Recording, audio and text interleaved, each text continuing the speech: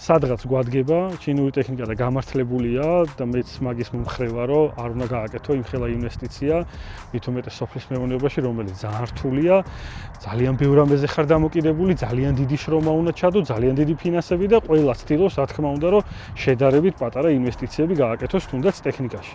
სადაც შეგიძლია რომ დაზოგო. მაგრამ არის თქვათ რაღაცა მიმართულებები, სადაც არ უნდა დაზოგო და პირიქით შეიძლება უფრო ცუდი შედეგისკენ წაგიყვანოს თქვათ ბიუჯეტურმა აგრეგატი იქნება ეს თუ ტრაქტორი.